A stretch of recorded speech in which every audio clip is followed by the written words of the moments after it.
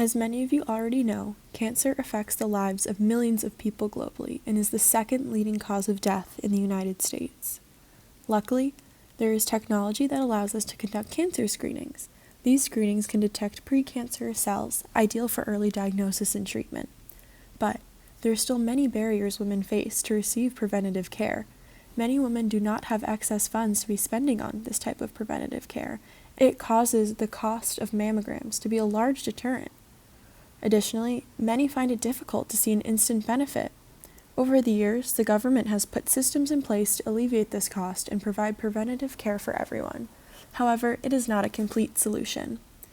Many social and cultural factors influence women's rates of mammography. Education level and health literacy are also both factors that determine a woman's knowledge about access to care. This specifically challenges women in low-income areas. With low income, these women are already disadvantaged. In terms of health care, it is important we understand the full extent of the struggles they face. Research has shown there's a strong correlation between those in low-income areas and those with the lack of access to cancer screening. People in low-income areas often spend time prioritizing other things. They are usually struggling to keep up with the demands of job, kids, and life, causing many of them to not have the time to take preventative care measures such as mammograms. A study done on breast cancer screening and socioeconomic status in 2017 showed women with lower incomes in metropolitan areas of the United States are less likely to have mammograms than more affluent women in those same metropolitan areas. Free time is not the only factor for the lack of cancer screening. Many women who are in low-income positions and do not have the money to pay for health insurance. This causes them to have to pay an extra fee for their screening. The average cost of a mammogram for an uninsured individual is between $80 and $210, making it difficult for all women to get preventative care, especially women who are earning poverty-level income or below. There are also government programs in place to help women to gain access to breast cancer screenings. One of these programs is the Affordable Care Act. The Affordable Care Act has expanded insurance coverage and taken away copays for cancer screening services. Yet, even with all of these services, low-income women still have trouble getting screenings.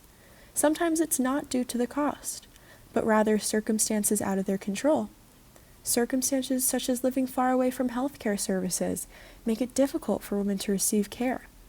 Women who live in the Northeast or urban areas have lots of options for hospitals and healthcare, while those women who live in rural areas do not. This is why women who live in urban areas have increased odds of receiving a cancer screening. There are also other cultural problems that reduce the number of women getting screenings. Language barriers and trouble understanding how cancer screening applies to them have left so many women unscreened. A major factor related to access to cancer screening is education. Education is closely associated with socioeconomic status, and generally, as education level rises, so does the amount of income the individual makes. Women with less than a high school education had lower mammography rates than those who were college graduates. Research found that most women with less than a high school education did not even have health insurance. Yet, the women who are college graduates all did. In high-income areas, the rate of breast cancer and the rates of late-stage breast cancer diagnosis are extremely low, lower than those in low-income rural areas who are generally not as educated about the healthcare systems in place for them, which can be described as having a low health literacy. Low health literacy is the difficulty understanding health information to make health decisions. Women with lower socioeconomic status generally do not have the same understanding of the medical world and the resources available to them to get care. Yet, those of higher socioeconomic status, who generally have more education, do understand these resources and how to take advantage of them. Data from many population-based studies indicate that Hispanic women in general are significantly less likely to receive a mammogram. These women were also found to be more likely to be diagnosed with late-stage breast cancer, compared with non-Hispanic white women. Socioeconomic status and healthcare access barriers are the most common factors contributing to these disparities.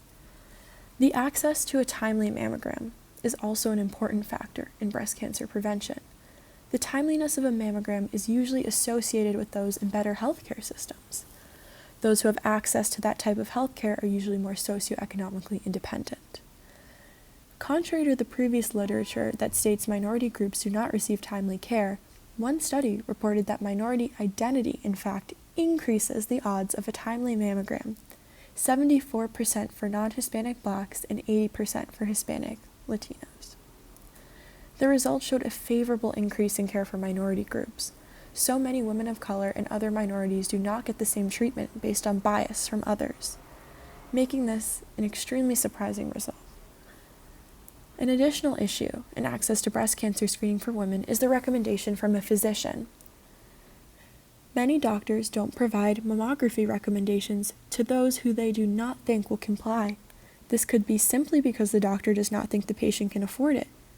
Physicians play an effective role in conversations about requirements of breast cancer screening for patients. A study conducted found that a tailored letter from a physician increased the likelihood of breast cancer screening for women in all income levels. The letters were personalized.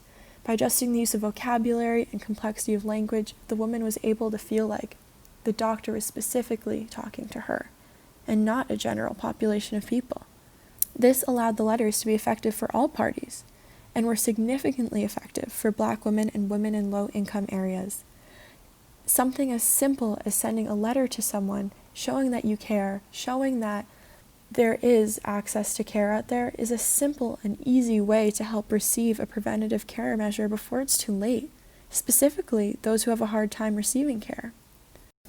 Physicians play such an influential role in helping public policymakers decide to include coverage of screening and mammograms.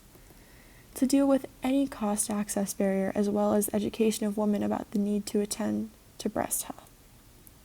Socioeconomic status is related to reports of physician recommendation and access to breast cancer screening. It has a direct impact on the access to breast cancer screening for women living all over the United States. The reality of the situation is that those with the extra funds to have healthcare access choose to forego preventative healthcare measures. This can be dangerous when it is cancer. Efforts to increase access to cancer screening for women in any socioeconomic status should include complementary efforts by doctors and those in the community to encourage a culture of care. The problem for so many women in low-income areas is the culture of non-importance for preventative healthcare measures. Physicians also hold much more weight than they realize in cancer care decisions. The bias of physicians not having those conversations with their patients who are not as financially stable is a grave disadvantage to themselves and the community. Physicians must do their part to encourage screening in women across the spectra of socioeconomic status, risk, and education. We have made many strides lately. There is still lots of work to do to help every woman get screened.